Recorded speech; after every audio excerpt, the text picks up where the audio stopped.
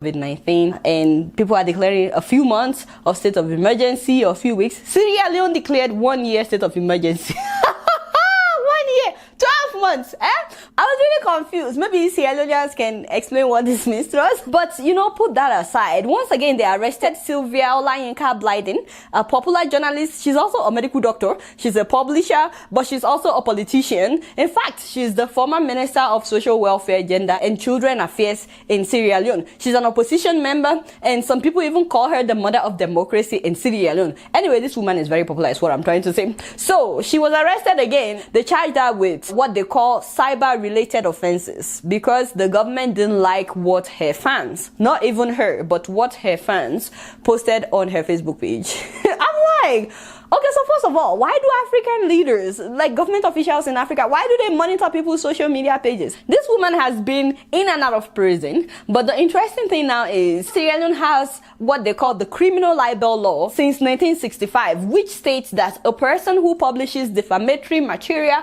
is guilty of libel and on conviction is punishable by a fine or imprisonment. This law was introduced by Sir Albert Magai in 1965, the second prime minister of Sierra Leone, in order to silence his critics. However, this law, they've been using it since 1965 mainly to silence journalists and opposition members. But the new president, Madabao, my father, how you doing? The man promised to repeal this law once he gets in office. In fact, last year, there's a bill to repeal this law. They introduced that bill, everybody got excited. But guess what? This bill, the bill to repeal the law that they are using to punish journalists, has now been suddenly withdrawn by the House of Parliament, which means that journalists and opposition members can still be arrested and be punished. So they said they didn't throw it out of the window, that they only withdrew it temporarily.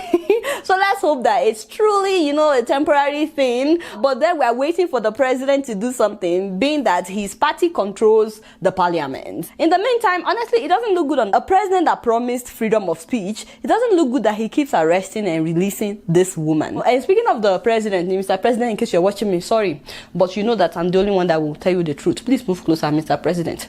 Whose idea was it? While every country was fighting coronavirus, buying PPEs for doctors, opening isolation centers, providing food for people, giving out stimulus packages, whose idea was it, my oga, that your government should buy 30, not 1, not 10, but 30 brand new Toyota Land Cruiser, model V8, in the name of fighting coronavirus? Ah, hey! Whose idea was this? Hey, they said that the new vehicles are for the COVID-19 response team. Ooh, really? They gave them to the resident ministers, and then they appointed the same ministers as regional coordinators of the COVID-19 response team. Okay, that's it. Okay, let me bring myself back. Ministers already have official cars. No, so is this what the country needs right now? Do they have enough ambulances? Are the doctors well paid in Sierra Leone? Do they have protective gear for the doctors? The money spent on these cars could... you know what? Let me just hear from Sierra Leoneans. Sierra Leoneans, you know, let's hear from you as the government fights COVID-19 with 30 brand new Toyota Land Cruisers, model V8, you know. You guys don't know much. Guess what? I'm just keeping it real.